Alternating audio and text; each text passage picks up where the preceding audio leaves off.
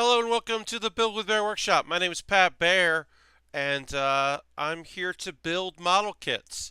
But first things first, I want to say thank you, Harold, for hosting the stream and also for throwing that Bear Cave emote in there. Hello, Road. I want to say hi to you. Also throwing that Bear Cave emote in the chat. If you're a subscriber, throw that Bear Cave emote in there so that we know that you are in the chat and you're here to hang out. We're waiting for a few more people to join us. Always like to just do a quick little Lashbrooks here. Mr. Bob is here. Robot Crank is here. Thank you all very much. Uh, got some new regulars, some old regulars. Plenty of cool people in here. Happy Saturday to you as well, Road.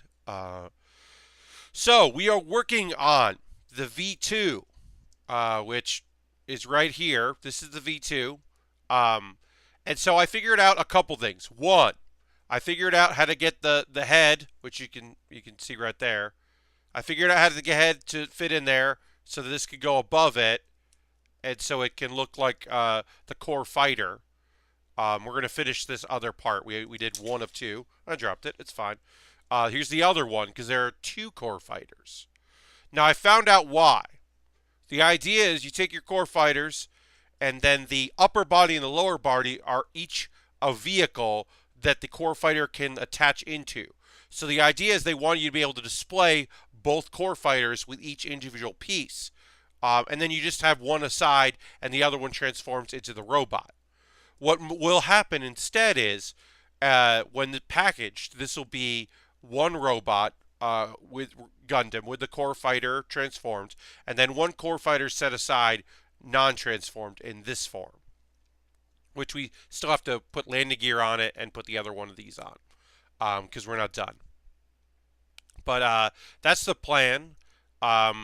This one, I put a little tape on the bottom so that I know doesn't transform as well as this one. So this is the one that's going to remain in its like core fighter body while we eventually transform it. And I'll do that now while we wait for a few more folks to join us. We already got 12 viewers, which is great. But basically, so this pops down, and then this becomes here, and then this, whoop. So this piece, no matter what, this piece on both core fighters pops off constantly. I have trimmed it considerably. I have done everything I can to make it want to fit in the slot that it's allocated to. It does not like to stay there, which is, annoying. So that flew away this time, which is fun. It's fun for when that happens. I'm going to reach for it. I got it. It didn't fall off the table. So yeah, so this core fighter piece kind of goes in there. That goes up. And that pops up like that. You can see the head there now. And then this, I'm just going to leave it off for now. I'll show you later. Oh. Pops in like that. And then this pops all the way back.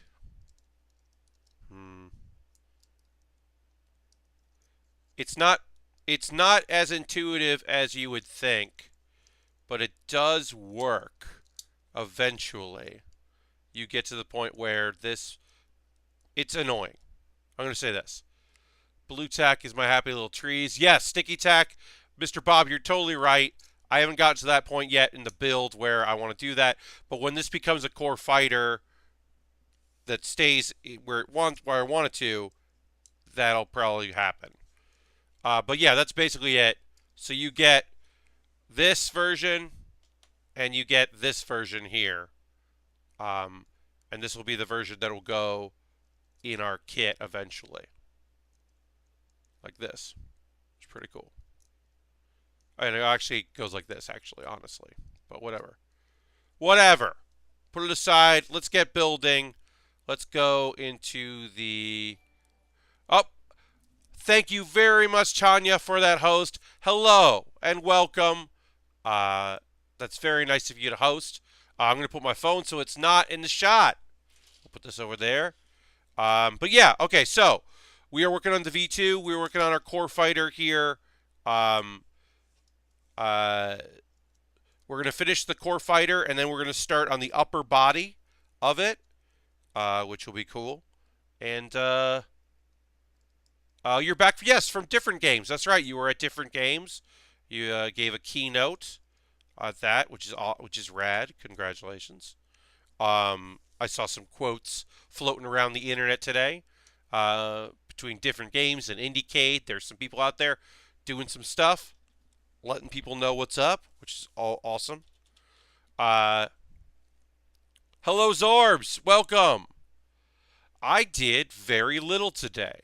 I'll say that, y'all. I did a lot of sitting in my apartment. I did a lot of watching anime for discussionary purposes so that I could chat with all of you about the anime that I watched. And I got a little work done for my day job. Did some emailing. Did a little prep work for PAX West. Not PAX West, PAX Unplugged, I should say. PAX Unplugged. Just a little bit of emailing about that, trying to get that stuff taken care of. But yeah, pretty laid back day, which is good because, as you know, last weekend was New York Comic Con, and so I was just on the go all weekend and did not have much of a chance to relax, and I need it because I work Sunday through Wednesday evenings and then do lots of stuff on my off hours, lots of paperwork and maintenance, and go in on my day it's off and all that stuff. So when I can set aside some times, I really enjoy it. And then also, like I said, prepping for this. Harold says, I'm editing 360 pictures and videos of the fall festival I went to. That's a lot of photos and videos. Actually, honestly, 360 isn't that much video photos. Depends on how many videos are included. I got a job today. Well, congratulations, Road. Seasonal is still a job. Retail is hard work. Seasonal retail, they expect a lot out of you because they know how many folks want that kind of work. So good luck to you. 360-degree pictures, Mr. Bob. That's a different story. Cypher says, I'm going to go to bed soonish, have all the tabletop tomorrow, and I'm not ready for GM for Star Trek at all. Well, okay, well, you got to get ready. Yes, Mr. Bob, 360-degree video is very different. That's a totally different thing. Well, Tanya, you take care of yourself. I'm glad you're here. But yeah, obviously, rest and research are important for anything like that. I'm just going to be here building model kits and hanging out.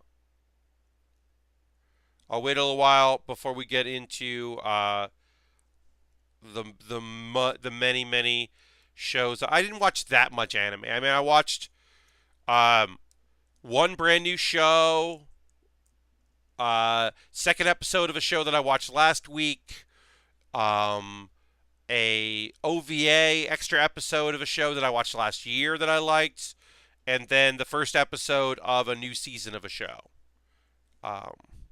So, I'll watch some stuff. But oh, it's only 8 p.m. where you're at. Oh, cool. One thing I will say, I tweeted about this. I don't hate watch. So, I don't believe in, for me personally anyway, hate watching. I don't watch things that I don't like. I don't watch things just because they're bad. I can like things that other people would think are bad, and I certainly do. And I can appreciate things and watch things for, like, things that were like experiments that failed and that sort of thing. I'm totally up for that. But I generally don't watch things because it's so bad it's good. I usually, if it's bad, I don't want to waste my time with it. That's generally my philosophy. That being said, I started watching a bunch of videos that are van life videos, right? Hello, Harold. Van life videos are what this sounds like. It's people who've chosen to live in a van. Conversion vans, they live in it. It's like a tiny house on wheels. And some of them are incredible. They look amazing. They are people like they're like couples, or they're people that are like, well, I work from home, so home's wherever I want it to be, and it sounds rad. Or it's retired folks that have done a bunch of modifications, and it seems very cool.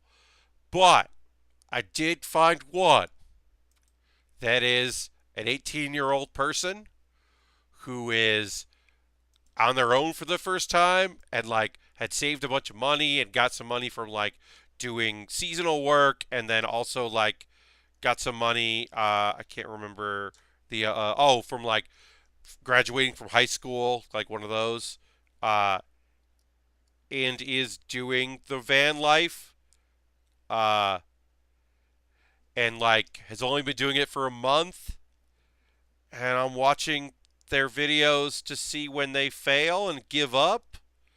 And that's not like me. That's not me at all. Like, y'all, you know me. You know my vibe and my deal. I'm not one for watching, like, waiting for people to fail. Why is this wrong? This seems wrong.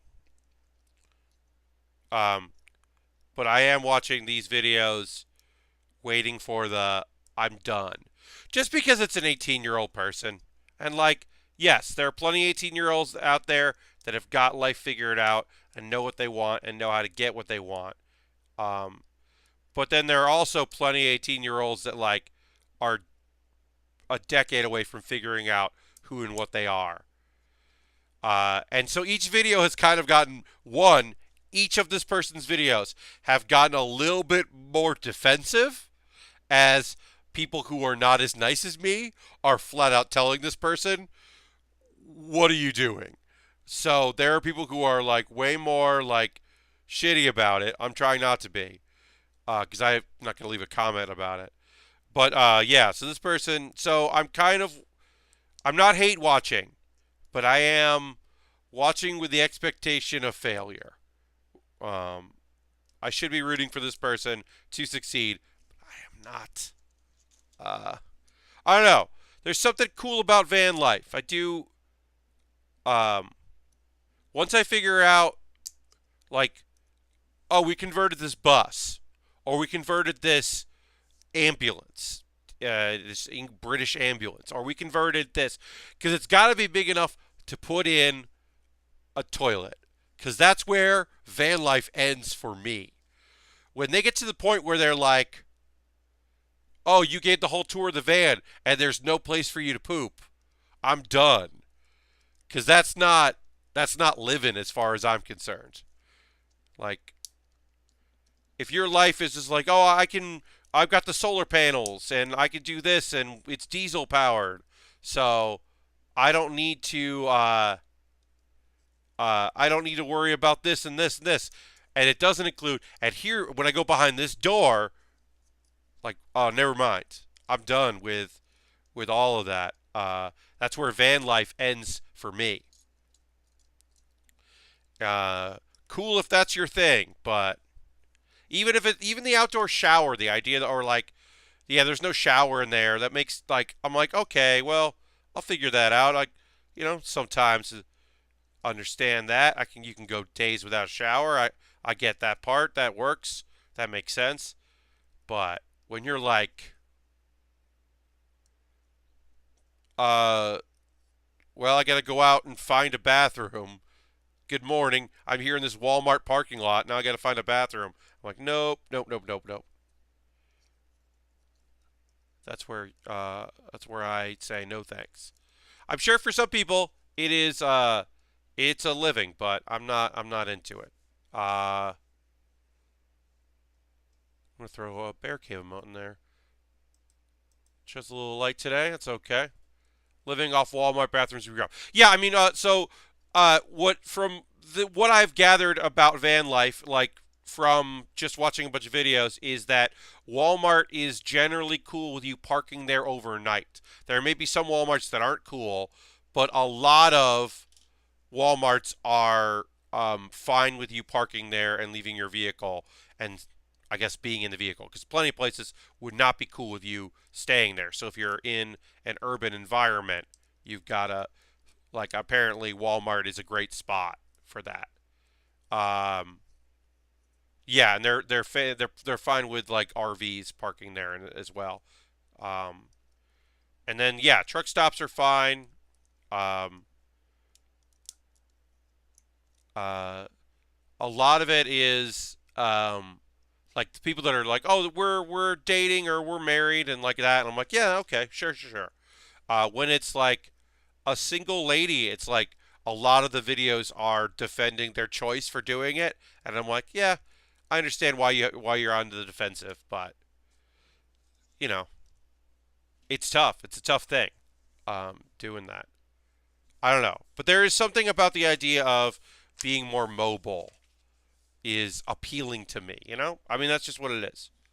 All right, let's put this landing gear on this. Now, also, we could attach on the back here. We could attach a piece that would let us attach it to a stand, one of the clear stands, so that we could have it just flying. Um, but instead of that, we're going to put the landing gear on both of these because the landing gear I think looks pretty cool. So put the landing gear on both, and the landing gear is easy to come off when it's time to attach it to either a core fighter or attaching it to the actual Gundam.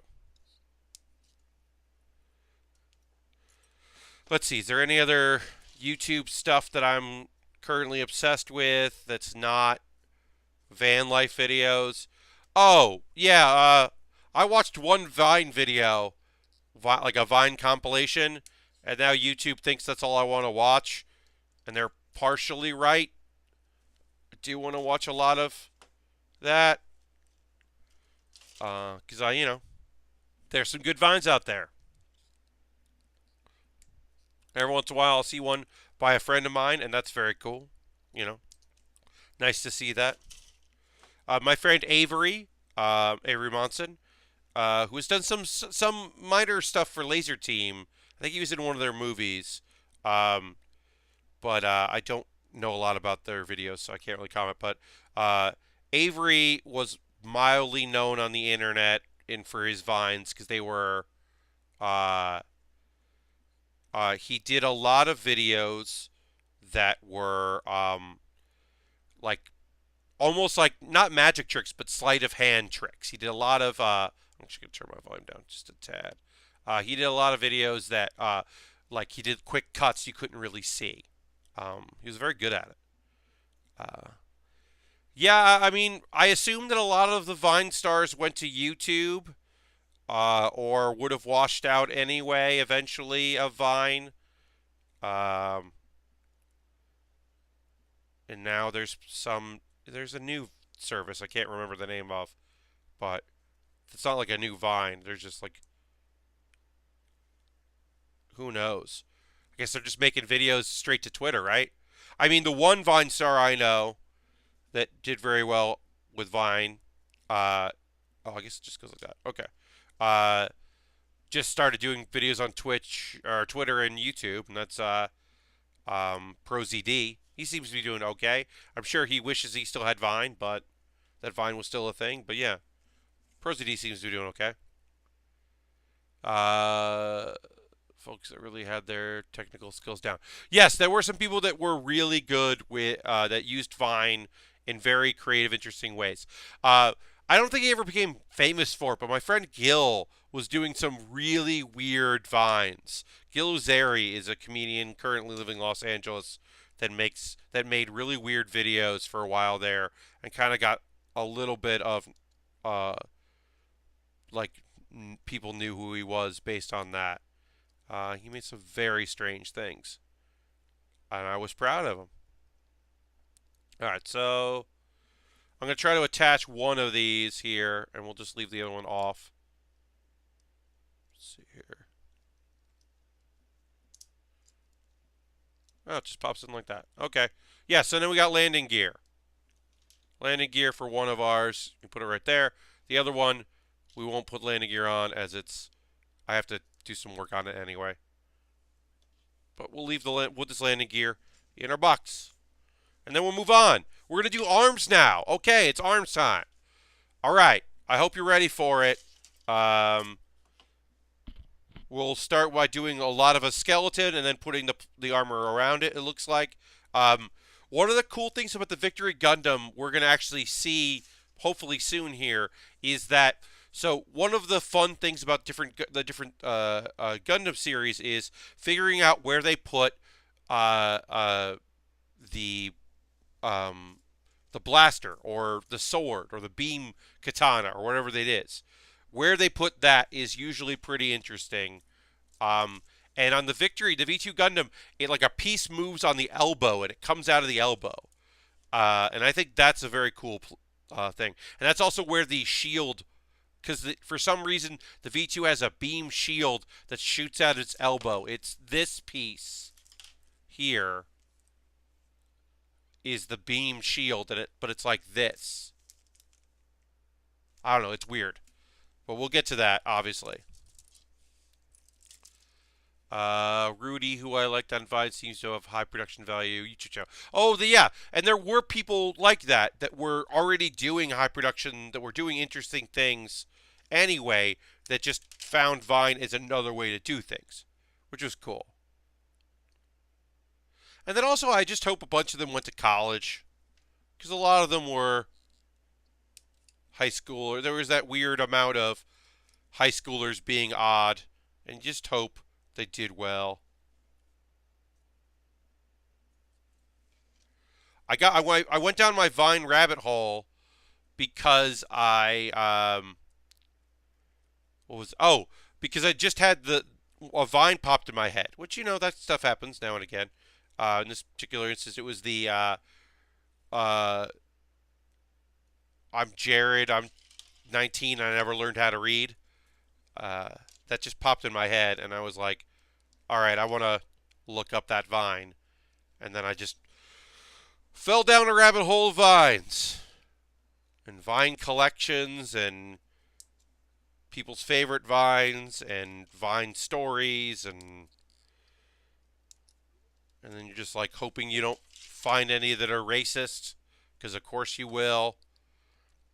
You find a lot that are homophobic, because a lot of people's 19-year-old ideas of, or 16 or 15-year-old ideas of what's funny is just like, what if we kissed? Haha, and we got mad about it. Like, oh, okay. The Victory Gundam is the UC timeline, but like hella long after the Char Emery stuff. Yeah, I don't know, Mr. Bob, much about this series. I'm interested in it, but I don't know a heck of a lot about it. So I'm kind of just going over. I went and watched a review to see what I did wrong about transforming the head, and I had put a piece on this piece that popped off. One of them I had put on wrong, and that was why it wouldn't fully transform. And then I learned a little bit about this model kit from watching reviews. Although I only saw reviews on the original version, not the clear that we're building. So, which makes sense, because like it came out later like this. So it makes sense that people wouldn't go back, and people who do, Gunpla reviews wouldn't go back and do a review of this. You haven't seen it, Mr. Bob. Yeah, I mean, like I said, I don't know. Um, I mean, there are a lot of, there are honestly a lot of Gundam series I just haven't seen. You know, uh, there was that period. There was a long period where I stopped watching anime, and so a lot of shows came and went. I watched a bunch of Seed, and I didn't enjoy it. And then I stopped for a long time, and then I watched Iron Blood Orphans, and that's a tough one. That's very good, but very sad. I mean, the name of the show is Iron Blood Orphans, so I think you can understand why it would be a rough one. It's got a real rough name. But yeah, I've gone back and watched a lot of stuff that I missed, but I really haven't caught up on all the Gundam stuff. There are series whose Gunpla is much better than the entire series. Yeah. Like I would say Gundam X, there are very few Gundams there, but the X and the Double X are quality Gundams. But that show is not, it's fine, but it's not great. I mean, we've talked about a bunch about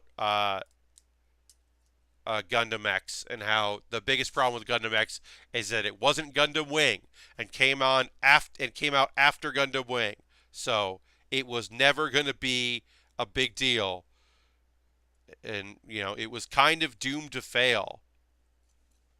It had new types, and it took a lot of the main timeline stuff, even though it was an original story, and did some very cool things. Like, I personally like X a lot, but I do think that the X kind of stands out on its own. In the same way that, like, outside of the show, G Gundam kits are evocative and interesting and unique looking. And then you can almost, not all kits, but a lot of kits, you can kind of ignore how fucking awfully racist it is. Which we shouldn't, but you can if you're like desperate to. You can just be like, "Oh, that's a cool looking kit. Oh, that's a neat looking kit. I'm not going to think about that at all. Why it's like that." You can just enjoy it for its weird designs. But it is a messed up show. For sure.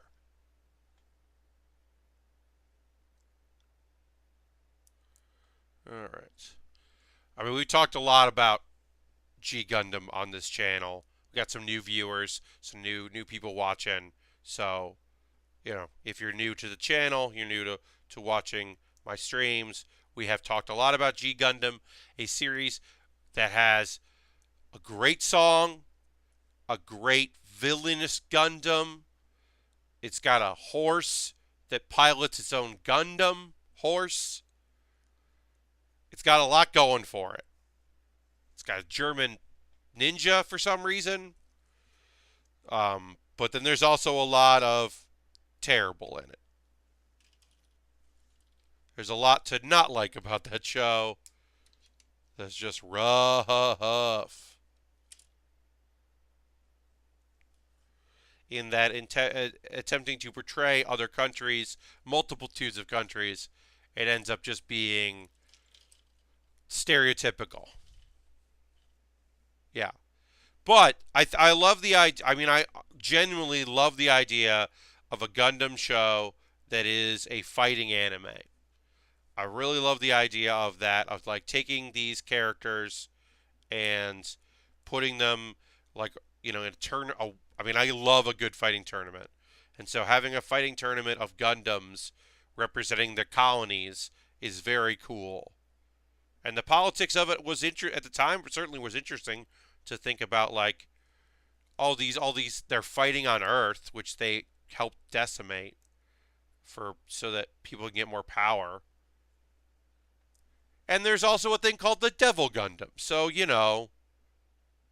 there's a lot going for it.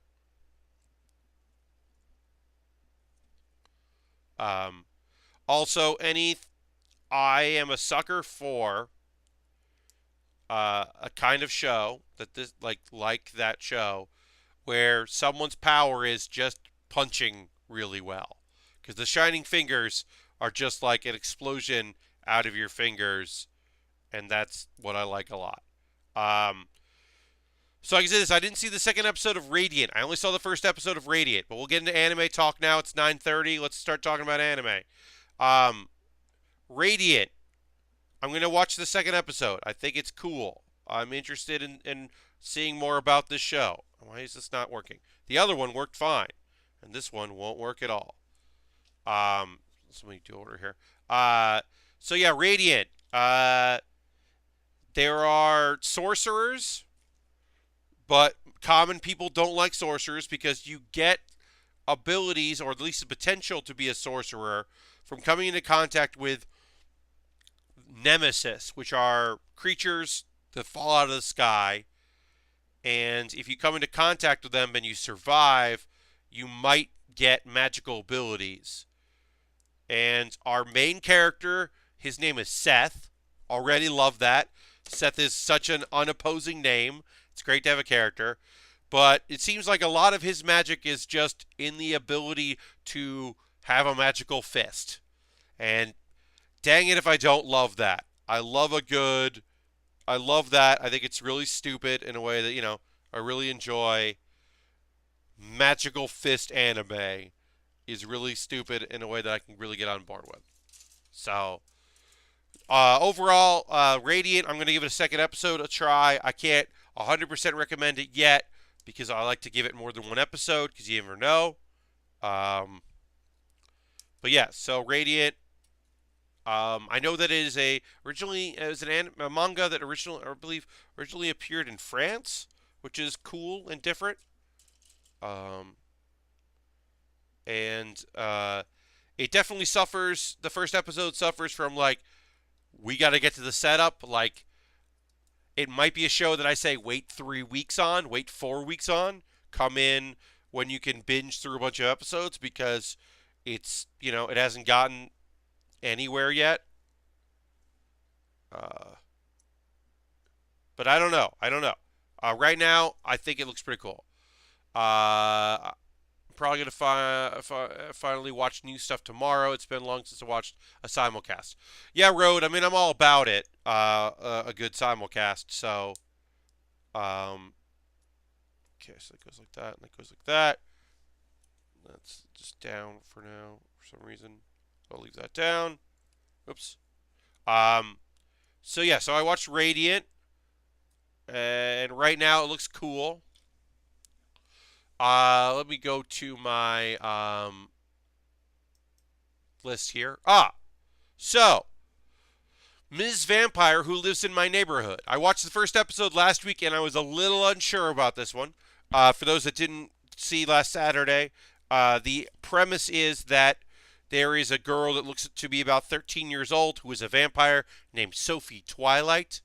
She is she lives she just kind of moved pretty recently into a creepy house near the woods, and uh, we have a young lady who is obsessed with dolls. She loves dolls, so she goes to meet the doll girl that rumors are suggesting lives around there.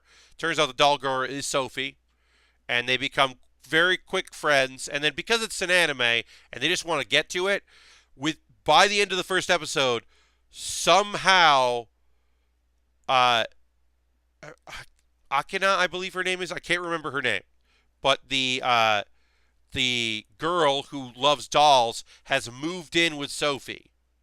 So I was like, it's like it's kind of funny because a couple times she gets kind of this weird look in her face when she's looking at Sophie, and then Sophie is scared of her, which is kind of fun that a vampire would be like, "You're freaking me out. You need to chill." So that's actually where I was like, "Oh, I don't. How creepy is this girl going to be?" But by the second episode, which was like a two-part thing, it was like an A story and a B story. It was already, which was it was already like way chiller and more fun. They introduced a new, or the main girl's friend got introduced, and she met the vampire, and then they went outside via contraptions or whatever, and had like a fun adventure. So it seems like a fun slice of life show that I'm gonna keep watching. Um, I like that. Oh yeah, Lastbrook. I'm behind still on My Hero. Um, I'm still need to catch up on that show. But I have heard it's a weird end um, to it. But there's more, so it'll be back. Okay, and then we need some F's and some C's. And then C25. So yeah, it's I mean, I like it. Like I said, I like a slice of life show. I like vampire stuff. I like learning the rules of it. In the world, in world building, and that kind of stuff. So I am currently cautiously optimistic about that show. I'll probably have more to report as we go along. One cool thing that I found. Now I'll admit this. I'll say it out loud.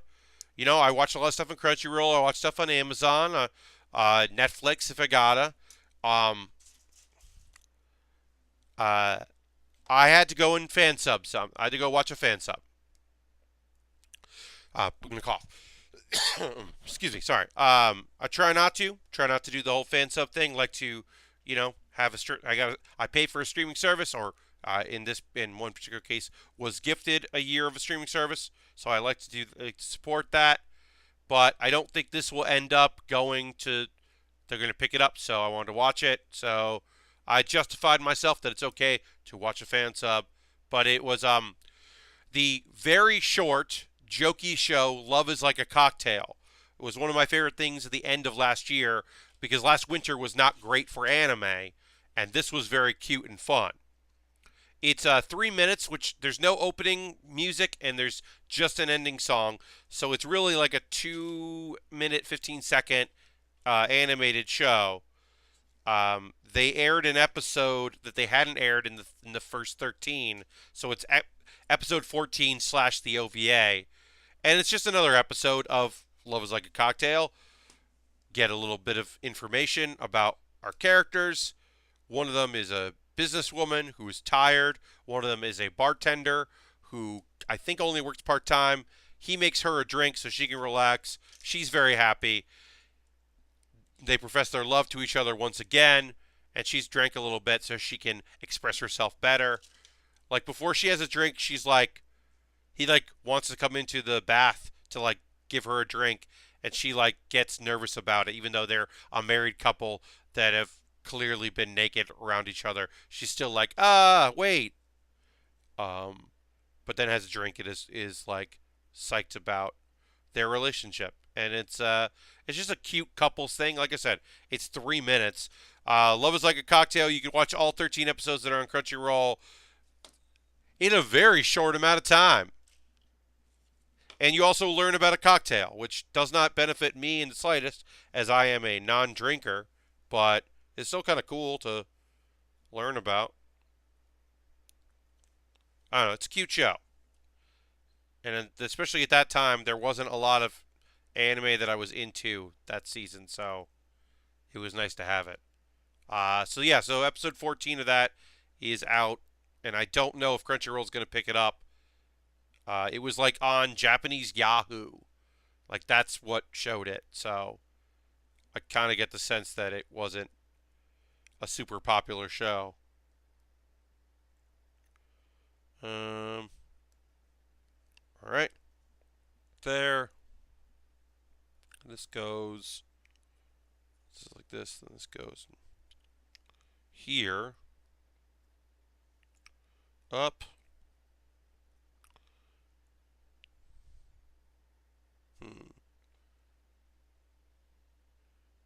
Just trying to figure these things out, which is always sometimes difficult. You're never quite sure what they want you to do.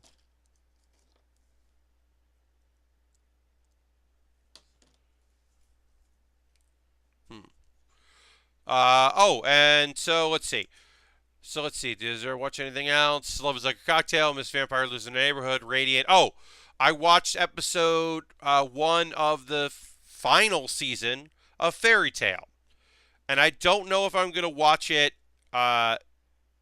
week to week or if I'm just going to wait for it because I came to that show late. So I've never watched it live. And I don't know if I really want to. Because I like it, but I don't know if that's going to be something that holds my interest. So I might end up just watching it later in a big burst. We'll see. Because there's so many shows. I haven't watched or SSSS Gridman yet, which I really want to see.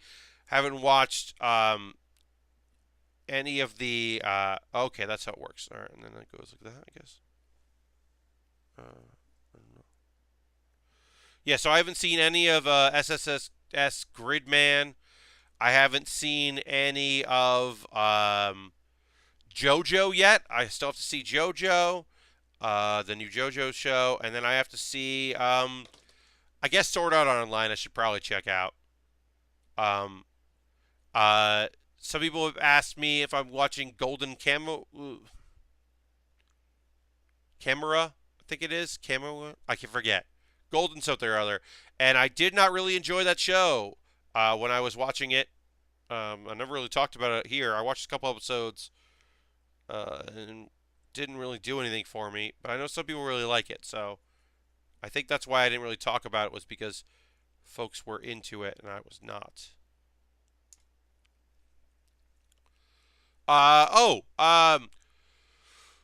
Woot, I am building the V2, which is a Victory Gundam, the second generation of the Victory Gundam. We're doing the clear. You can see it to the left and right there. This is the clear version, which is available at conventions. I bought this at New York Comic Con last weekend. Um, yeah, so we're doing the master grade version of the V2 from Victory Gundam. I am slowly. Um, and then uh, we're for some reason there's two cockpits. I mentioned this. So the idea is the V2 breaks in the center, and it has like two different vehicle modes, and the core fighter, which is this thing, can be its core fighter, or it can attach itself to the top or the bottom part. So I guess they wanted you to be able to have the two parts and have the core fighter in each, because I don't think there are two core fighters. So I'm not building two, it just comes with two, which is kind of cool because it means that we're going to transform this to be part of our Gundam, and this will just be out, and that's kind of neat. It is kind of weird though. I think it's reasonable to say that it's weird. All right, and then we are going to continue here. We're going to go into E. We have not taken anything out of E yet, so we'll get into that. But yeah, I guess if you just tuned in, it does look like I'm building two versions of this model kit at the same time, which is pretty funny. But I'm not. Let's see. Hopefully, I will be doing some building on another stream at some point. I, of course, will promote that when it happens. The hope is I will be doing a guest spot on someone's video show pretty soon, talking about Gunpla and Lego. And of course, I'll promote that when it comes. But right now, I don't know for sure if that's happening. I hope it is. I'd like it to. But yeah, we're just building here.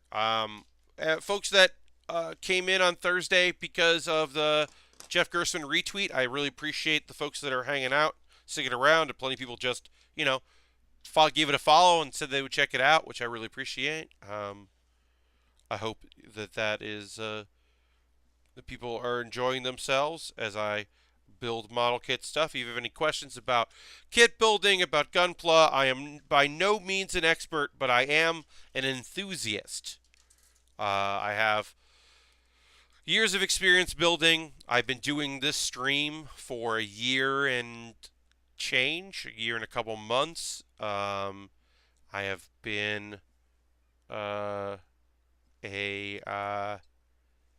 affiliate here for about a year now, which is a good thing. I'm going to say it later. I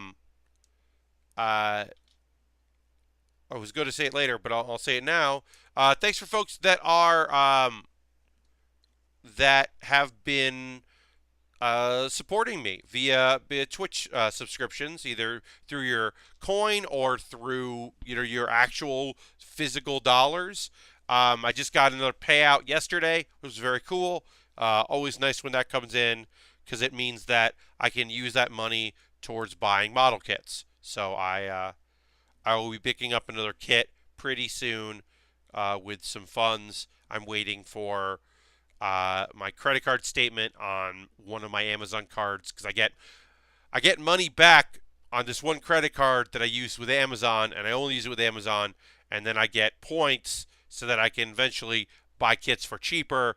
And it's not it's a cycle, but I'm waiting for that to clear so that I can use the card and that money there. Um, Sector asks if I've ever thought of trying kit bashing. So, um, there's, there are two things. One, I have certainly thought about doing modified kits. About if there was a kit out there that people really loved, that I could give it a try of picking up. My own kit bashing? No, have not thought of that. Of course, in the old days of I don't have any money. I have these Legos. Eventually you take apart your Lego sets, you build whatever you got to build, you do what you have to do. I certainly would be fine with that back in the day, but I haven't done any of my kit bashing of my own. Um, and I haven't really thought of it. I have thought about like people that make sets that don't exist, people that do their own kit bashing, people that do their like convert. Now, one thing I have thought about is conversion kits because I know that that is a popular thing. I don't have a lot of knowledge about it. I would have to start talking to people that really know what they're talking about for that.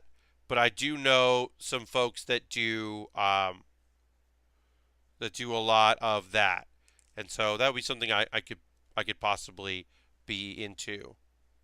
Um, the idea of like, oh, buy this kit and here are the parts you need to make it this kit. Like I have a lot of friends who collect not a lot, I have two friends who collect Transformers, and they both have done plenty of kit bashing for that, of like conversion kits. I've looked into it. Robot says they use Gundam Breaker games for kit bashing. Yeah, I mean that's fun. That's an easier way to do it. Um, Probably safer financially.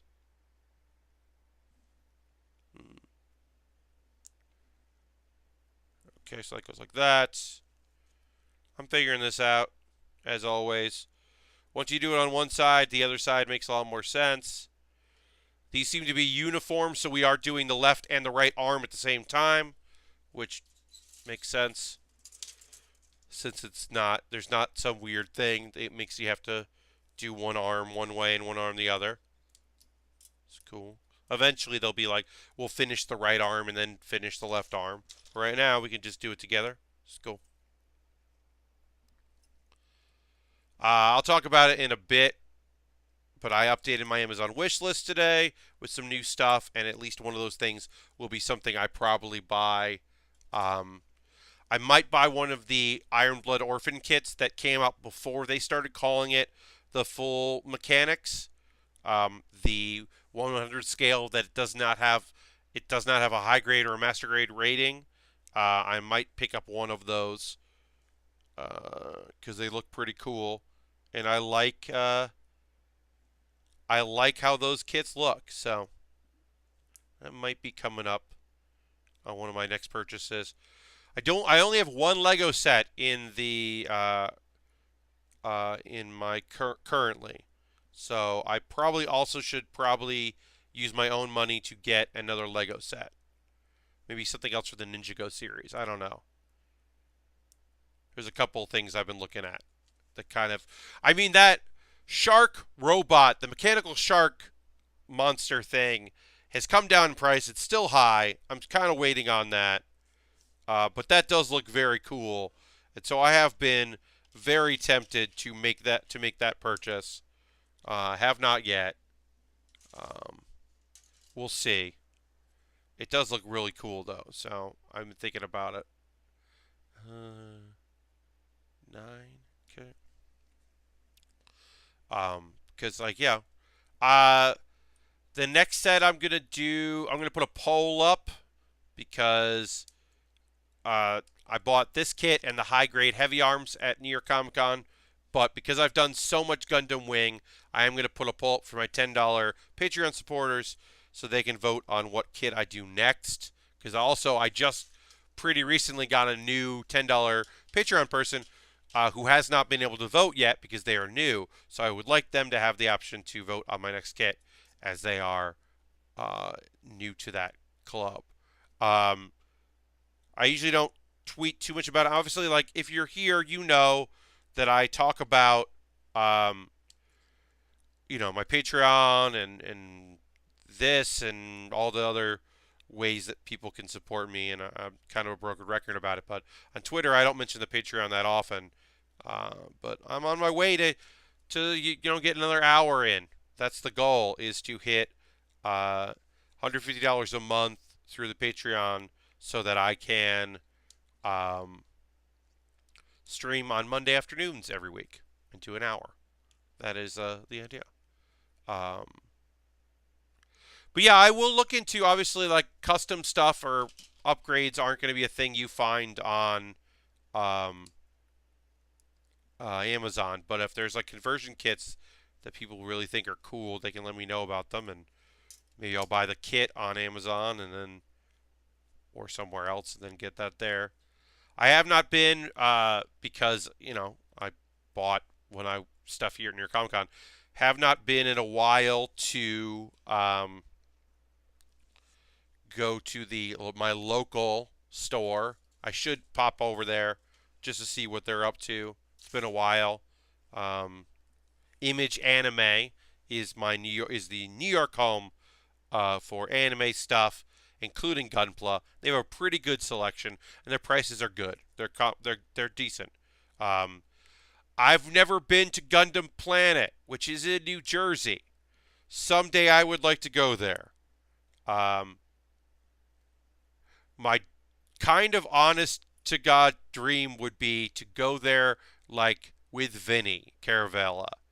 Like that would be an incredible day. Like if a Gundam game came out that was like worth them looking at, and then we could like go to that place and go to Gundam Planet and see what's up. I'd really like to. I should just go at some point, but travel is difficult. It's difficult to find the time to do all that stuff. All right. But yeah. Yeah, Giant Ball Travelog, New Jersey. Giant Ball Travelog, another part of the state Vinny lives in. But I do think that we would have a really fun time, and it would be very cool to do.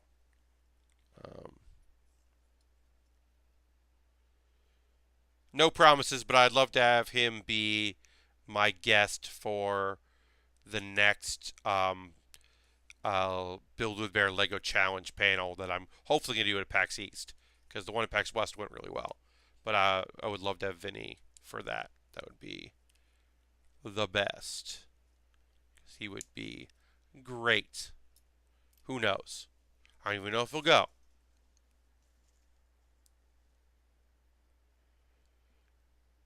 Trying to find a panel that Brad wants to do to make Brad go to a fucking PAX. God damn it. I just want to see him. I haven't seen him in a while. He hasn't been. Alright, so this is the holder for our beam katana or a beam saber, and it lives inside of the elbow part here, which is this thing here. Shove it in there, and there's another piece that goes and sits there. Staff there. Yes, road. I would. I think it would be a fun thing. I've been hoping to do something at some point.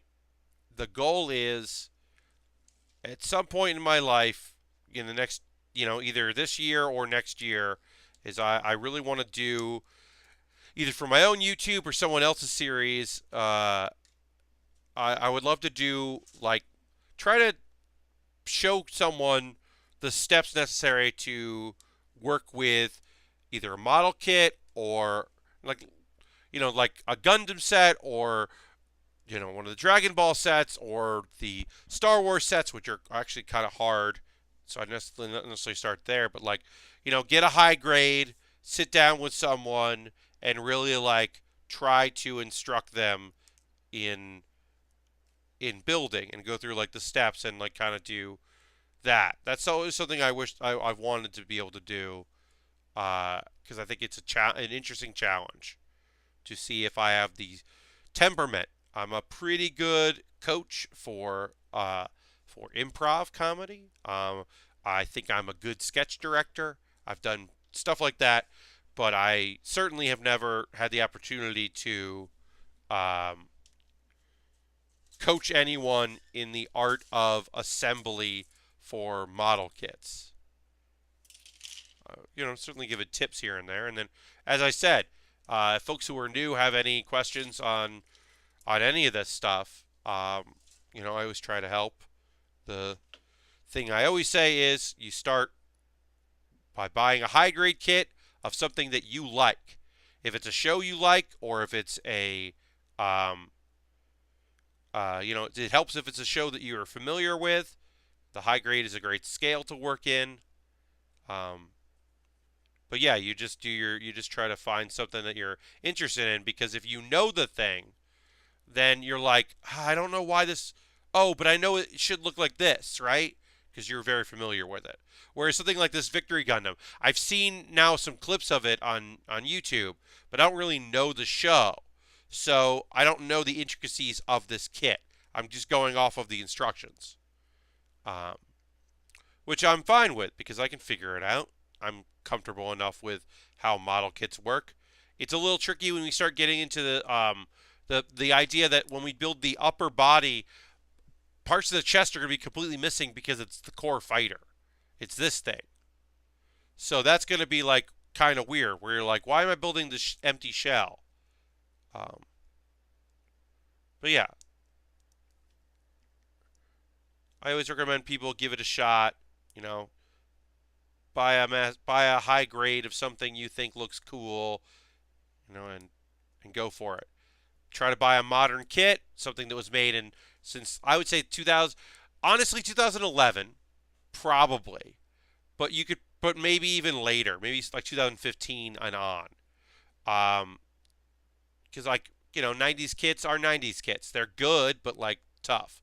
Um, I have not done anything with the Pacific Rim kits, Robot.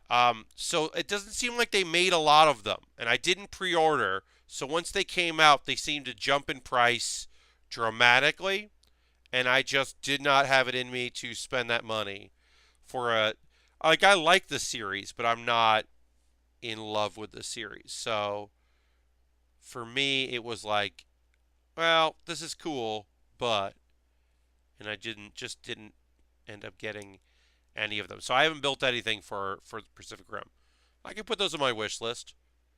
One of the things I would love to go back to is Zords. Not Zords, Zoids. Zoids. I said Zords. I mean, I would like to build some Zords, but Zoids is a thing that, like, I've put a couple up. They always get really high in price, and a lot of times aren't friendly. But I built a lot of those in the mid '90s.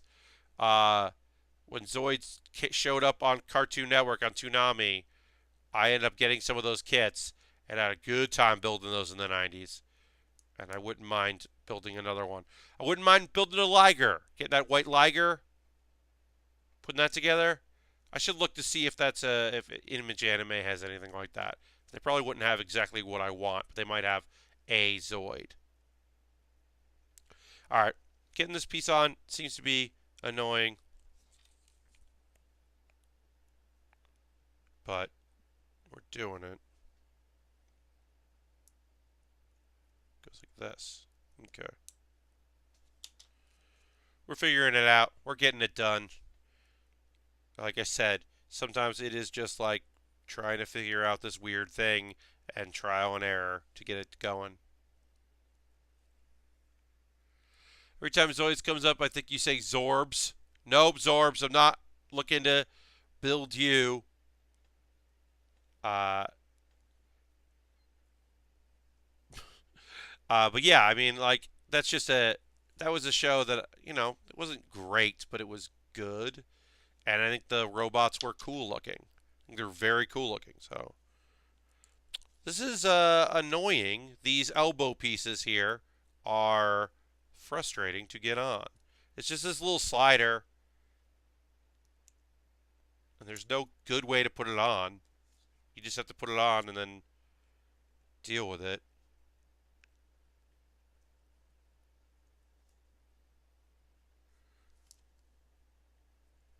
I'm going to get this on, and then we're going to take our break. Uh, in which case I will do my true and honest plugs for things, but I want to finish this part of the arm.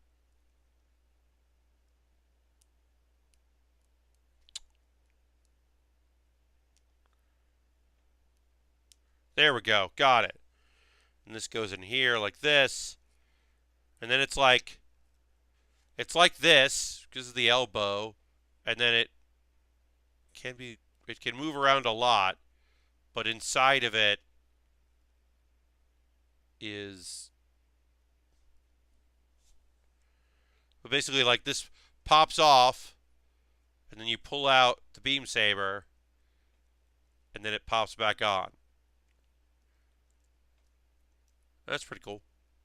It's just like, it's a cool place to keep it. Instead of, a lot of times it's like on the waist, or they're like on the back and you have to like, they slot into the back. So the elbow is kind of an interesting spot for them. All right, so hello. We're going to take a momentary break from building so that I can talk to you about the ways that you can help support this stream. First and foremost, if you're new and you haven't given a follow, please give a follow. And you can set your notifications so you get a notice when I go live, so that way you can watch the streams. Next week, I will not be streaming on Saturday. Next week, I'll be streaming Thursday and Friday from 9 p.m. to 11 p.m. Eastern. That's the 19th, the 18th and 19th, I want to say. Yes, the 18th and 19th next week. I'll be streaming from 9 p.m. Eastern to 11 p.m. Eastern. I will not be on Saturday. Saturday, I'm going to a wedding.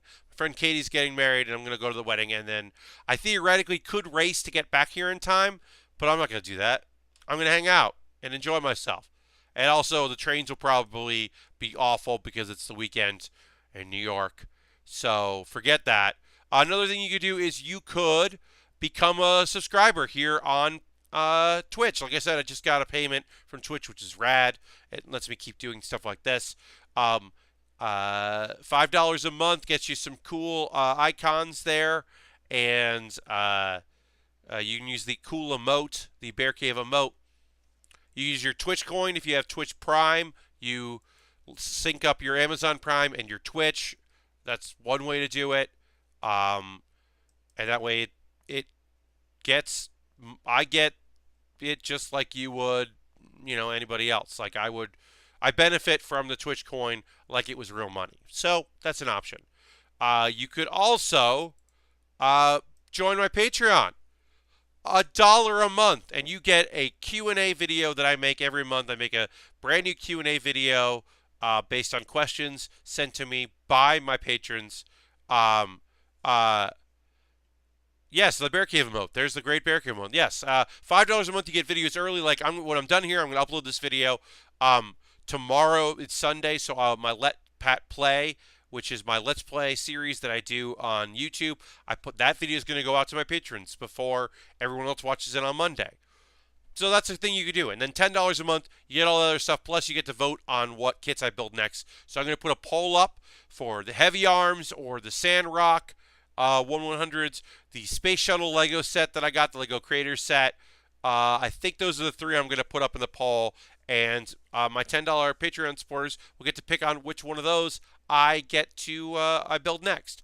I'm going to put that poll up sometime next week because we definitely have, obviously, we got more hours of this build. We're nowhere near done on this kit. We'll finish the arms today and probably some of the upper body.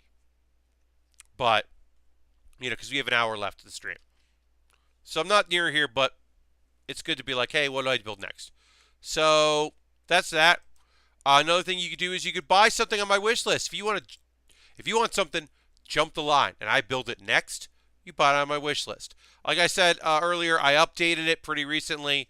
It's right here. It's in the YouTube description. If you're watching later on YouTube, if you're watching now on Twitch, it's right there in chat. That is my Amazon wish list, and I constantly update it. I always try to have stuff on there that has Amazon Prime. If you're like, if it doesn't, just wait a little while. Like I said, I put some new stuff out there. I put some new kits up, some stuff that I think would be cool to build. I'm looking to build cool things. There's a couple one. There's one with samurai swords. That'd be fun to build. I don't know. Put that up there. I also have my coffee, my Ko-fi, my coffee. Any money I make on that, any money I get through Patreon, any money I get through Twitch. Um, uh, One thing I think I might be getting at some point soon is payout from YouTube because I'm at the threshold, but then I did enter in some tax information and then they said okay, but I still haven't gotten paid from YouTube, but eventually I will. All that money goes into buying kits and equipment. So the what I'm going to buy from Amazon in a couple days will be with the money that I got from streaming. So it all goes back in plus a bunch of other money. So if you want to support, you could do that. You could join my Discord. That doesn't cost any money and it doesn't make me any money, but it's fun.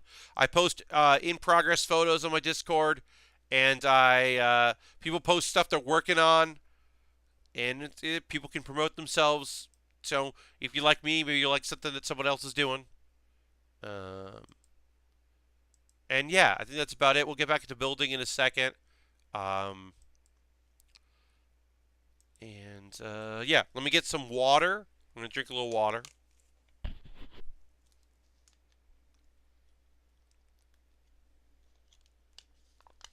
Uh, mm.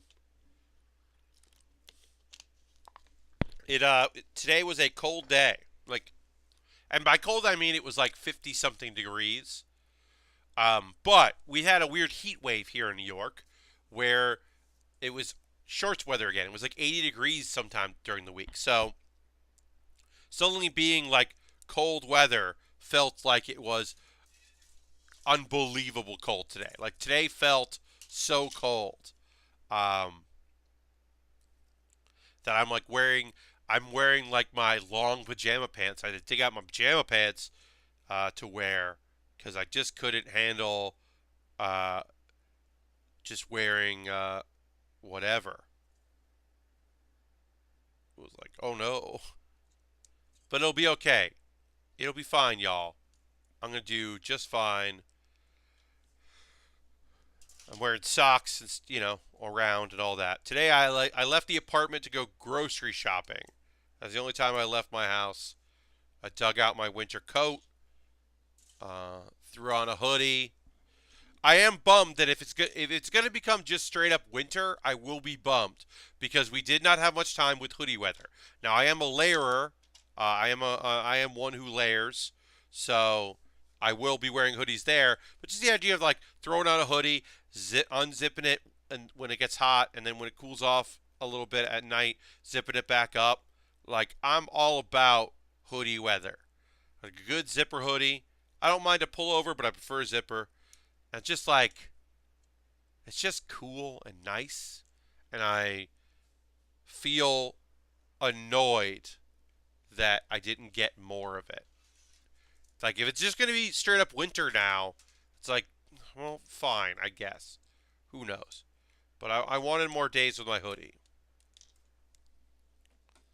and not like a heavy winter coat and dealing with all that, and like waiting a long time on a subway platform and getting very hot and sticky because it's hot on that platform and you're wearing a long coat and you're underground. Ugh.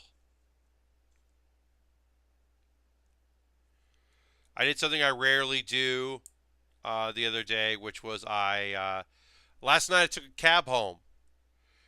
Folks that I don't always talk about this because it doesn't really make any sense for me to kind of chat about it, but I I don't I love to ride the subway because it's I paid for a monthly card and it's cheaper that way, so I like to do that if I can.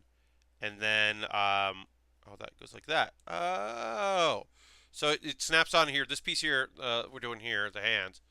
I'll do it over here, so I'm in the middle.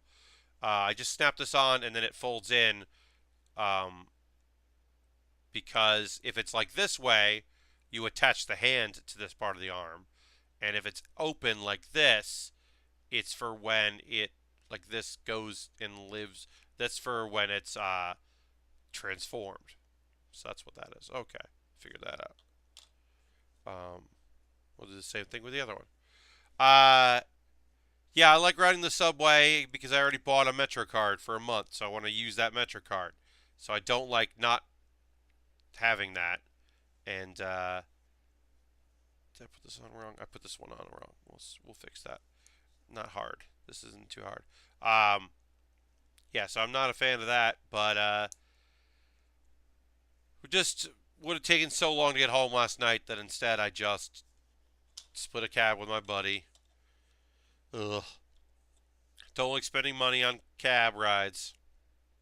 I'd much rather spend it on anything else. You know? I don't even know how much my half was. I gotta find out.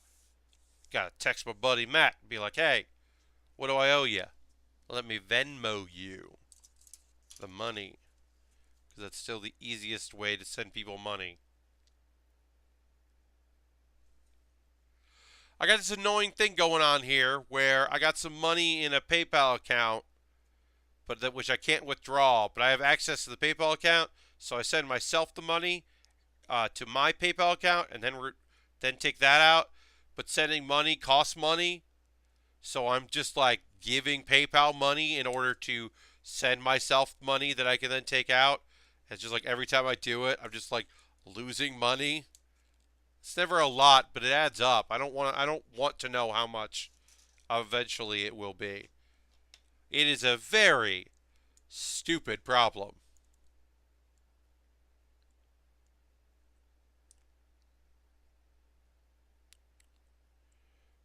I admit that it is very foolish and silly of me as far as problems go.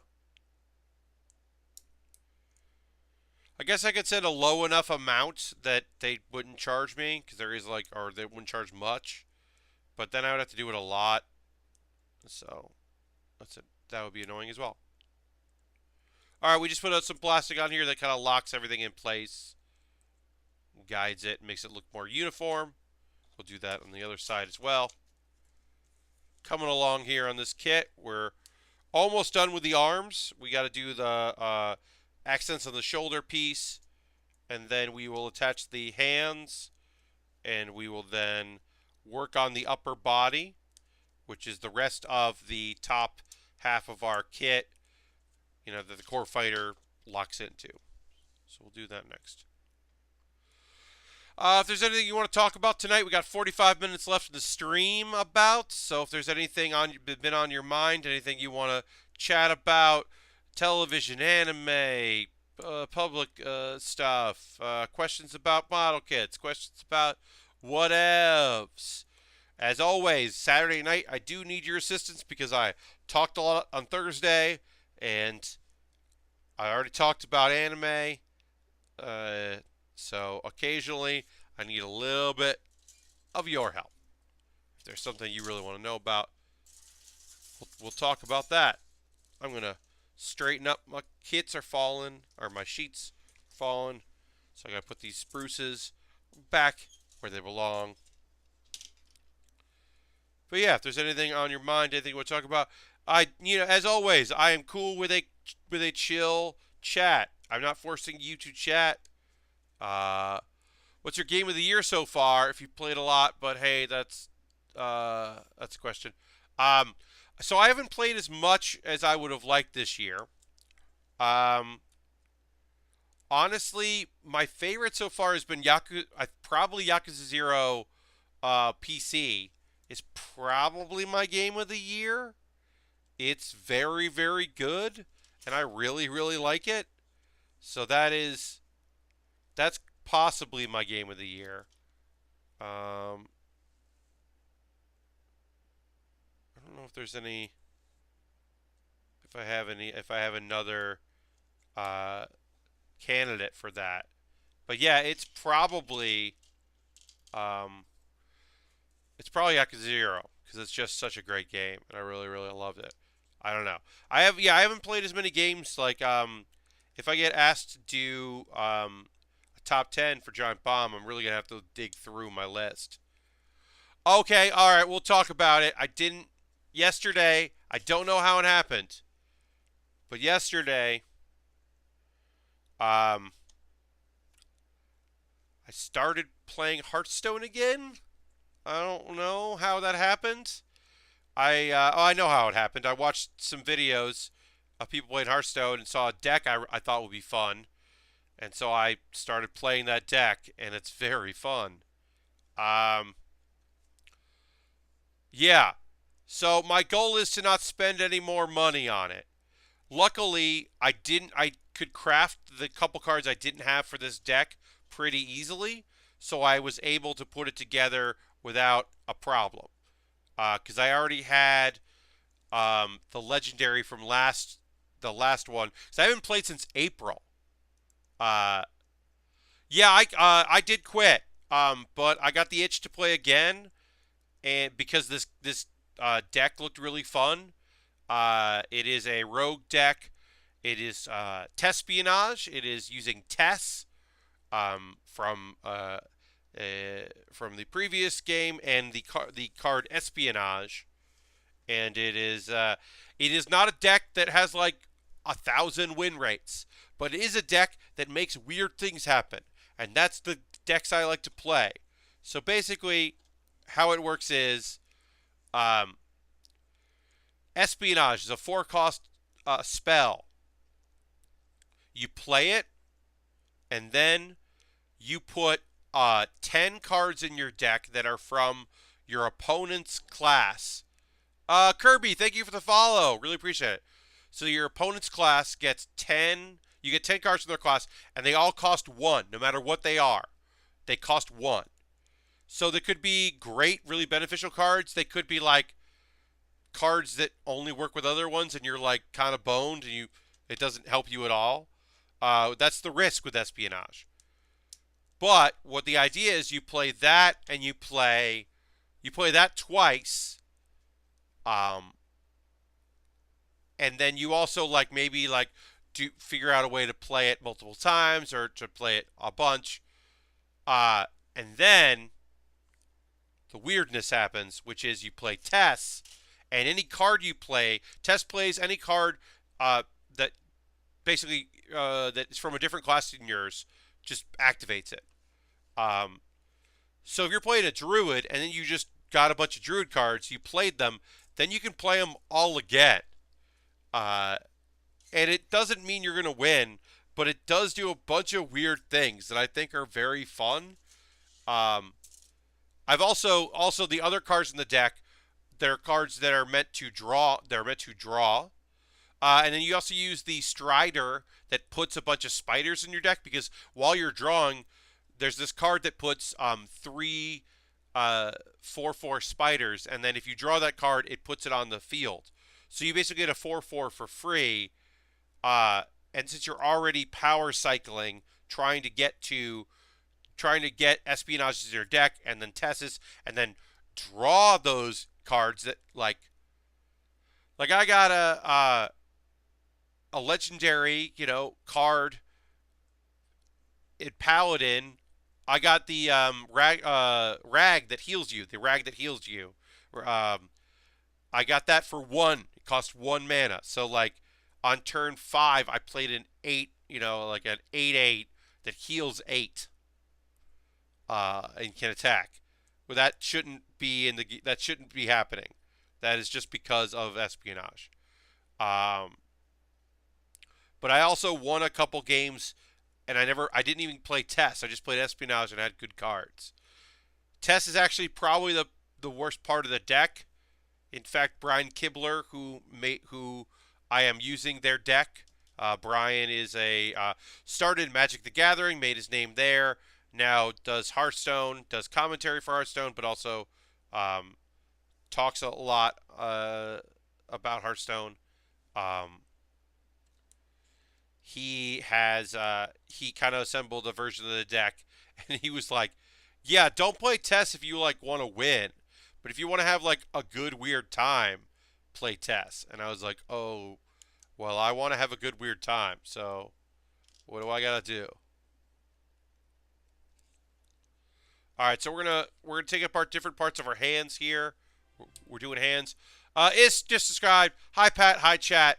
That is 14 months in a row. ISK came in early. Came in the beginning from day what early. I don't think day one, but like basically ISK has been here as soon as possible. Was able to support. Started supporting. Very much appreciate it. Thank you so much for that. Uh, Thanks for joining us. And hello.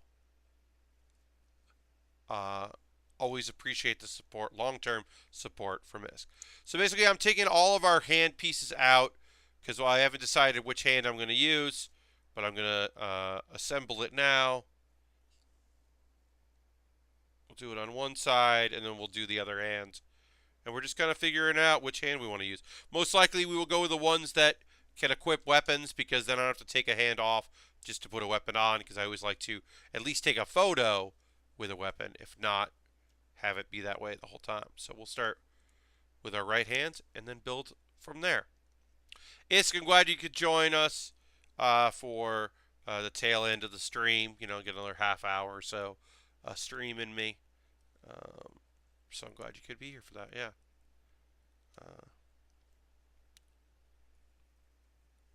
But yeah, I've been talking about Hearthstone because I got back into it yesterday. I don't know how long it'll be. I mean, I played every day for a long time. I didn't put it back on my iPad yet. It's not on my phone. It's just on my computer. And I don't know, like I said, how long this will be a thing. But it'll probably be a thing for a bit as I kind of figure stuff out. Figure out what I want to do with it. Alright, so this goes. But yeah, I don't know. Something to do.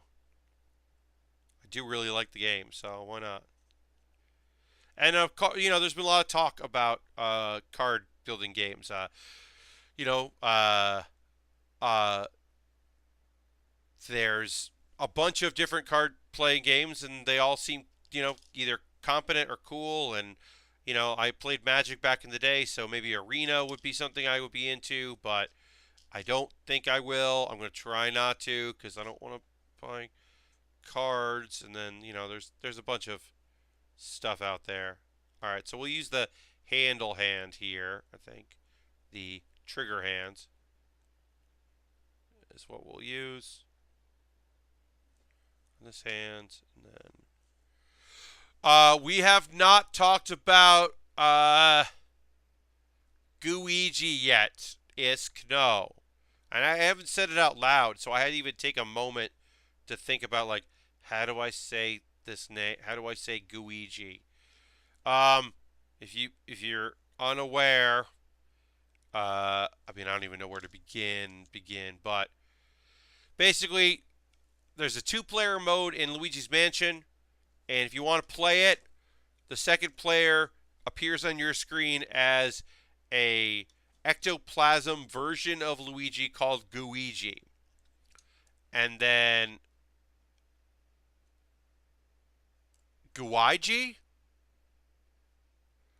Luigi Guigi? Look, I don't know. I don't know what to call him. Luigi Guigi. I think it's Guigi. Yeah. I think it's Guigi. I don't care because he won't exist he won't exist outside this game, and so people were like, "Oh, they know what they're doing." And I was like, "Nah, I'm not horny for this one." So I don't care if there's a Gooey Luigi. I kind of don't give a shit about Gooey Luigi. About an ectoplasm Luigi. You're gonna tell me that ectoplasm Luigi like is unique and there's something different about that, and it can do different things and its own separate entity, and like it's a ghost that wants to be friends with Luigi, so he acts like Luigi. Like there might be a storyline there that I could get behind, but as it stands right now, it's just It's just Goo Luigi. Yeah, Metal Mario, Gold Peach, Gooigi, Ecto Luigi. That's the real thing. You got Metal Mario. Just call him Ecto Luigi or Ghost Luigi. Call him Ghost Luigi, but Gooigi, like, is just a weird thing to say. I don't know. Not that into it. Yeah, Gooigi. Like Luigi, Gooigi. I mean, I don't know. Try not to judge, but kind of not into it. All right, so we got all these extra hands here. So we can take all these hand pieces and we can just put them in our box. All right, so we've done our hands. We got our hands done here, which is cool. Now we can move on to more of the upper body, which is a lot of E, looks like. This is a lot of the upper body is going to be in this, which makes sense because that looks like those pieces. Yeah, I'm glad you brought it up. Oh, Lashbrook says I haven't done the math, but I feel like Arena is more generous with V cards and packs than Hearthstone. That's totally possible, Lashbrook. But you know, I only played Magic back in the day. I mean, here's the honest thing. If someone made a really good Yu-Gi-Oh! Duel Monsters that was like on everything, like on Steam, you could play with people on any device. Because the one I played, the last time I played one that was like for mobile was bad. If they made a really good then that would be the card game that I played. Because I love Duel Monsters. I love that card game. I love playing it. I bought the Game Boy Advance games all the time, which is like every time it was like every other game was like the one with the official rules, the World Tournament Edition. I bought that all the time because I don't want to buy cards. I just want to play a cool card game. So I loved that. Loved Duel Monsters. It was my jam. Go over here so y'all can see what I'm doing. Sorry about that. Occasionally I just end up off the page here. But yeah, I'd like to eventually. You know, I'm not going to play Hearthstone for that long, but right now it's kind of scratching an itch. I got back into it.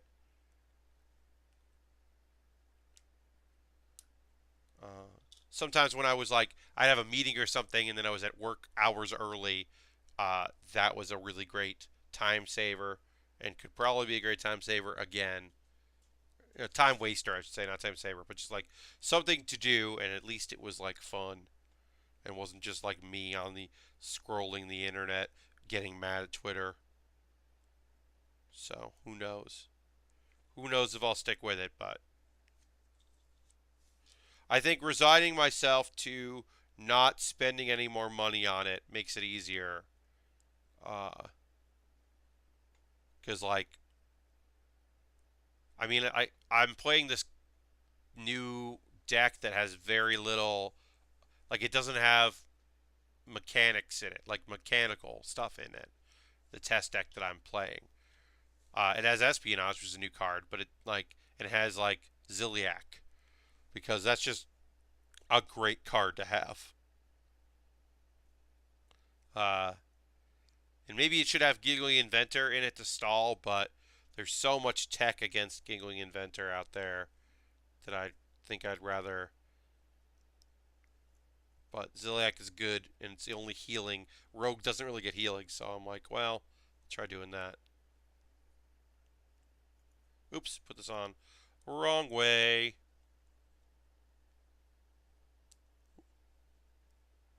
Like this. But yeah, I haven't really been playing a lot this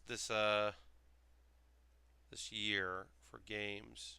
I mean, Donut County, fucking fantastic. Played the shit out of that game. Game rules. Uh, B19 to B20.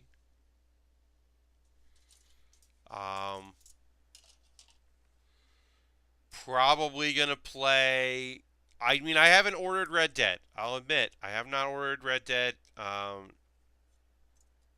I assume that I will end up. Oh, it's from B1. Okay, 20. I assume I will play it. I like the last one, so but I have not pre-ordered it, and I'm not like going nuts thinking about it. We'll see. I mean, it'd be weird because Yakuza Zero was on my game of the year last year, so it'd probably be weird to put it on this year. But I'm playing again on PC, and it's still the fucking best. So you know, who cares? I don't know. I don't know if I'll have a. I don't know if they'll. I don't know if Giant Bomb will ask me. Did you try Celeste? I loved it, even though I really didn't like the super hard 2D games. Uh, so I have not tried Celeste. I've listened to the Celeste soundtrack quite a bit, as Lena is a friend, and it's rad. But I don't like that style of game, so I didn't buy it. It's just not my thing. Um, I might pick up the Missing because I like, sweary a lot. So I might pick up the Missing. Um, Not sure yet if that's going to be like right now it's a maybe instead of a definite. Um, but it looks cool. Uh, I'm one of the few people who won't be getting Red Dead because I could not get more than an hour or so into Red Dead or Redemption 1. Oh, road, it happens. Not everyone likes every game out there, which is why they make a lot of different kinds of games so they can sell you on all the different ones. They hedge their bets by making a lot of games. Um, but yeah, I have to look at a list to see what I played and what actually came out this year. Um, I will say I didn't play a lot of big titles because I don't usually play a lot of the big titles. Like, I'm not going to play. Look, I liked the last Assassin's Creed, but it was. I don't need another one. I just don't need another one right now. At some point, I'll go back to it and go, oh, this game rules. I'm sure. But right now, I do not need another one. Um,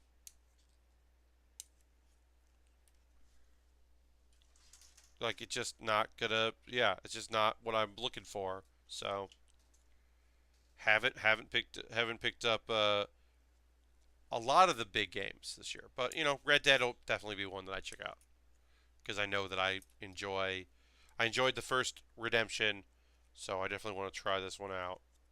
Goes in there, and this goes in the back. Uh, Fallout 76. So I was watching a lot of footage of 76, right? Watching a lot of the footage, thinking like, oh, this looks kind of cool. Oh, that looks interesting. Oh, I like this lore. And then there were just like people around, which is like obviously the whole point that they're going to be people just like saying hi and what's up. And then I was just like, nope. I don't want to play. I don't want to play an MMO, and it's not an MMO. It's not an MMO, but it is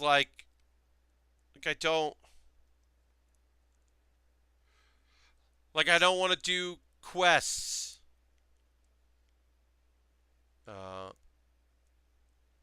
oh yeah, Lashbrook. I saw that tweet. Lashbrook says that um, they just saw a Japanese tweet that seems to be comparing Gridman character outfit color schemes to Transformers. Yes, it seems like some of the characters, particularly a lot of, it looks to be a lot of Decepticon characters that folks seem to have some of that going on. I don't know if that's true. I don't know if that's like an homage. I mean, there's plenty of homages in that series, supposedly. Like I said, I have not watched it, so I do not know. But yeah, and I haven't even gotten into the whole like nukes as a weapon thing. I don't have an opinion on that yet because I do not know all the mechanics because I had not studied all the mechanics. Uh, the most footage that I got was from someone named um, Oxhorn, who is a he does a lot of lore for he does videos that are about like location lore and faction lore and storytime lore for like all the Fallout games. That's his thing is Fallout lore. It's his big thing. So he got invited to the event because he focuses on lore. So he was interested in like going to the Mothman Museum and finding out who the like who these people their spawners are and doing all the lore stuff. And that all that lore stuff like hit my lore love like right in the heart. I was like, "Ooh, that's cool." Oh yeah, of course they would be trying to do that. And oh, these camper kits seem neat. I wonder what their justification for them like not existing in the world anymore at all ever and never being in the game is, and all that stuff seemed cool. Um, and how like yeah, it's like there's a lot of stuff that like seemed really neat and using Mothman, the local legend of that, and that sounds cool. And then I was like, oh yeah, but then like a dude showed up and said hi, and I was like, no, get out of here. Get out of here, dude. I don't want you here. All right, C17. I don't know. I don't know if like I love Fallout. I really I liked 3 a lot. New Vegas is one of my favorite games of all time. 4 I liked more than most people. It's janky, but I played on the PC, so I fixed a lot of jank. And I also think that the building stuff was very cool, and I've been able to do a lot of cool stuff with it. So like, I don't know, but I don't think Fallout 76 is what I want. I'll watch a lot of stuff about the lore, and I'll be interested to see what elements they use in there that ends up in the next Fallout game, like in the crafting system stuff, like what they take from that. But oh, Lastbrook. I mean, especially if you've got a PC and you can handle some mods to kind of fix some issues. New Vegas is, I think, I don't know. I don't know. It's been a little bit since I played it, but I love Fallout New Vegas so much. I hit every inch of that game. I played every moment possible of that game. I loved it so much. Yeah, I think I did everything totally and utterly possible in Fallout New Vegas. Outside of probably, uh, like, I didn't do a lot of Caesar's quests because I just thought that was shitty and bad. And then also, like, with a wanting to have generally wanting to have a female companion because the female companions were better than the male companions, uh, in my opinion.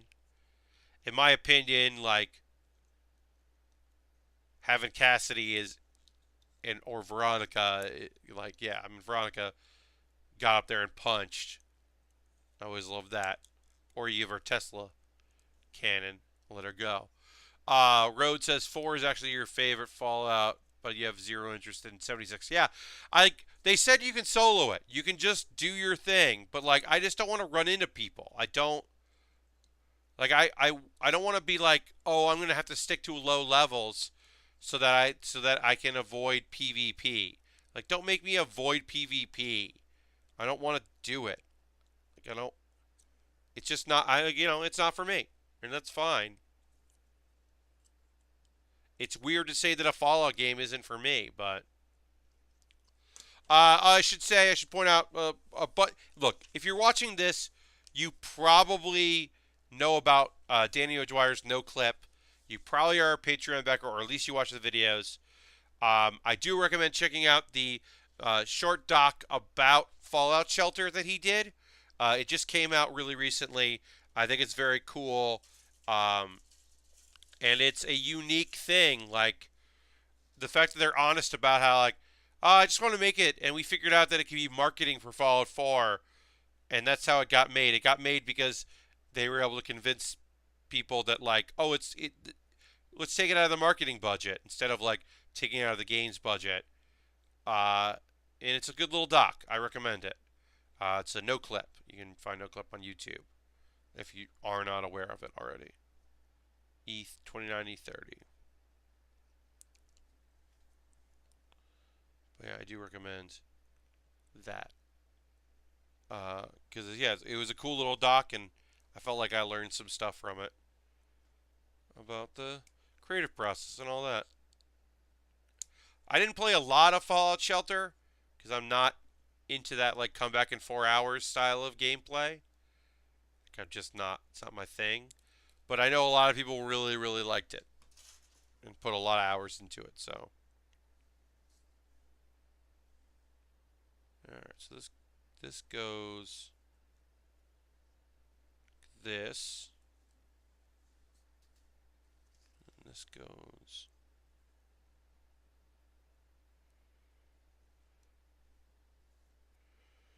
There's not a. There are not instructions here in English. It's a fairly modern kit, but they don't have anything in English, so I'm kind of like just eyeballing it because I can see like notes they're giving, but that don't affect me at all. Road says, my favorite part of Fallout 4 was running around with the companions. Like 76 will not have Piper or Dick Valentine. That's very true. Uh, can't remember specific moments where Nick told me stuff about. You can remember specific moments in where world what we were doing. Yeah, I mean, I think that for all its faults, in particular, I think the fucking amount of super mutants everywhere was like there are too many fucking super mutants in that game. But yeah, I thought the quiet moments of just like I'm just around with this dude, my friend, my android friends, my uh, I'm hanging out with my cool troublemaker friend. Oh, and we are falling in love. Oh, we are falling in love, and it's cool, and it's great. Uh, and I make her travel with me and stay where I stay and leave her younger sister at home alone. Oh no. But you can get the mod. There is a mod. There's a mod that makes Piper's sister. You can move her to a settlement, which I thought was a cool idea. So she doesn't just like home alone, waiting for her sister to come back. Thought that was a nice mod. And then here's the thing about Fallout 4 Road. You might remember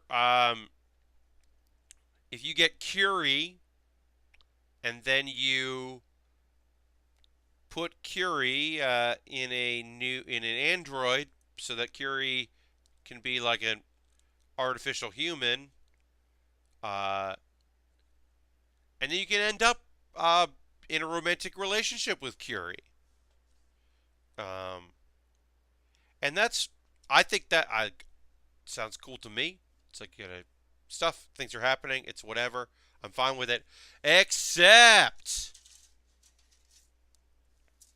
except one of the reasons why. Spoiler alert: your son is dug up out of the ground and brought into the institute is because your son does not have this radiation poisoning that everyone else does because he's been in isolation. So he gets thawed out, and in part, eventually, his DNA is the human DNA involved in all of the future robotic humans. Like the ones that you can't tell are human. You can't tell that they're not human. Those are all share genetic makeup. They are all literally the children of your child. So every single robot of that generation is basically your grandchild, including the fried brain that gets replaced with Curie's brain of the robot that put in Curie. So what I'm saying is Curie inhabits the body of one of your grandchildren, one of your granddaughters. So that's fucking weird.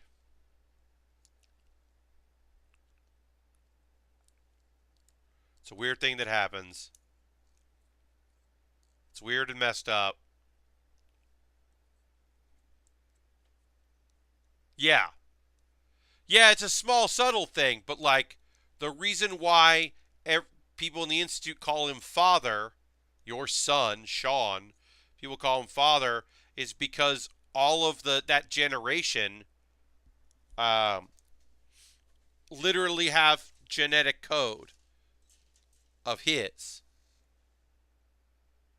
Because the people, like anyone else, is degraded too much.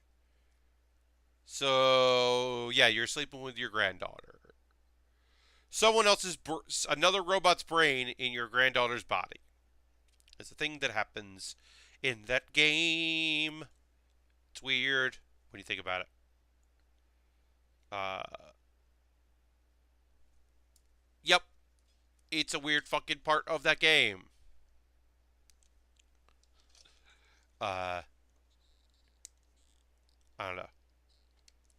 Most of the game I think is fucking rad as hell. One thing I think that sucks is that some of the characters who are a little bit more on the like the edgelord side, uh, I don't like I don't like having companions that comment about me uh, getting things like picking up things and scavenging. Uh, what's her name? I can't even remember her name. Oh, Kate. Kate, the fighter. Kate's like a decent companion, except for the fact that she hates that you pick stuff up. She was like making fun of you for picking things up. I'm like, get out of here. Maybe I won't help you get off drugs. I mean, I will. I'm always gonna help Kate get off drugs, but like, it really pissed me off that she was such a jerk about me scavenging, because that's what I want to do. If I'm playing Fallout 4, I'm picking up everything. I got the scavenger perk. I'm picking it up and all that stuff. I'm collecting all that I can. That's how I play those games. It always really made me mad that that like part of the game was a character being a dick about that. But let me play the game I want to play. This is why Piper's great to have and Nick's great to have. Those are good characters to have because they don't insult you for playing the game you want to play.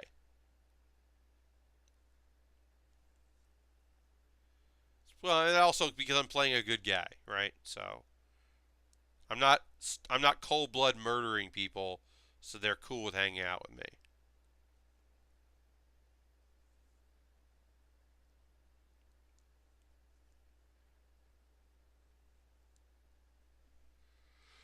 Isk says, I loved Fallout 3 and was so excited for 4 when it came out. I played maybe 2 hours and just never came back to me. Huh. And then Road says, another thing I really loved was when Nick was with me, he would go, well, look who it is when he entered combat. And it would be like a Murloc King. And I'd be like, Nick, run. And Zorb says, Fallout 4 wasn't my favorite, but I did 100%, so I guess I liked it. I mean, I didn't love the story, right? I didn't love, there's elements of it that I really liked. I really liked the concept of the railroad. The concept of the railroad. Like this, like, freedom fighter crew, I thought was really interesting. Uh, I thought like there was a lot to them that I was really into. Uh, And I love the idea of the Minutemen. The Minutemen are great. I think getting the castle is like reclaiming the castle. I think is so fun, and defending the castle I think is cool. Um, but I played on the PC, so I turned off settlement attacks. Cause fuck that. I don't want to deal with that shit. I'm out there doing my thing. I'm trying to save the universe. I don't need that. But yeah, there were a lot of like fighting the serial killers. I thought was really interesting, and there's a lot that was cool about that game. But I mean, New Vegas is still my favorite Fallout.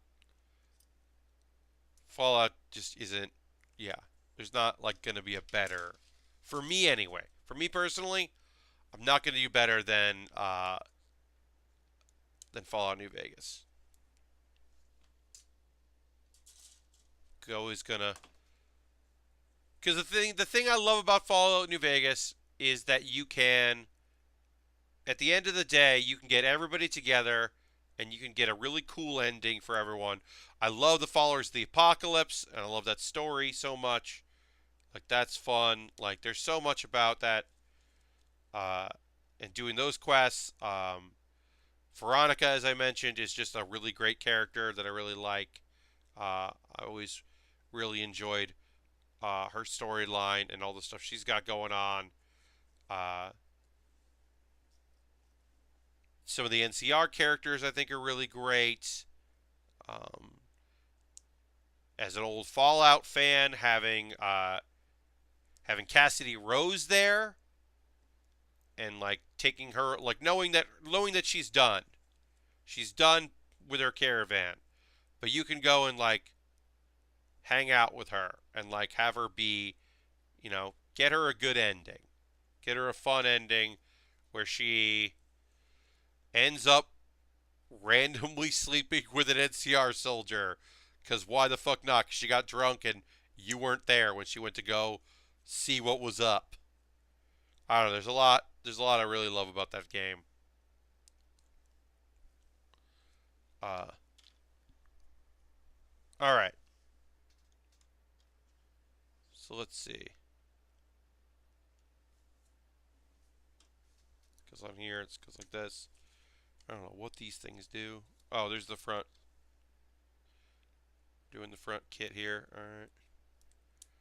We're putting the skirt parts of the skirt on. So these actually look like they'll be pretty stable because they have to, you have to interlock a part with it. So I'm actually hopeful that these stay on. We'll see. Uh oh yeah, Mirelurk Queens and Mirelurk Kings are a rough business. Uh they're definitely rough. All right, so we're going to wrap up here for today. We did some arms. We've got a few more little accessories to put on. We're going to got to put our side parts of our skirt on. These front ones look like actually pretty stable, but the back ones don't look super stable. I'm not thrilled with that, but whatever. I can attach the arms though, because that's like in 2 steps, so I can just do that now. But yeah, that's going to be it for this stream. Thank you all for hanging out and for watching. I will be back next Thursday at 9 p.m. Eastern Time to build more of this. We're going to keep working on this kit. We're going to finish it. We won't finish it, but we will finish the top part. We will start working on the legs. We still have the weapons to go, so we probably won't finish this next Friday. As I said, I'm doing that Friday stream instead of a Saturday one. But thanks for folks that watched, new folks. Please give a follow if you haven't already. Consider subscribing. Or next time you see that I tweeted out that I'm streaming, give it a retweet. Let people know. Let your friends know if this is something that'll be interesting to them. Let them know. Have a great weekend to you as well, Road, and to everybody else. And I will see you again next week. Bye-bye.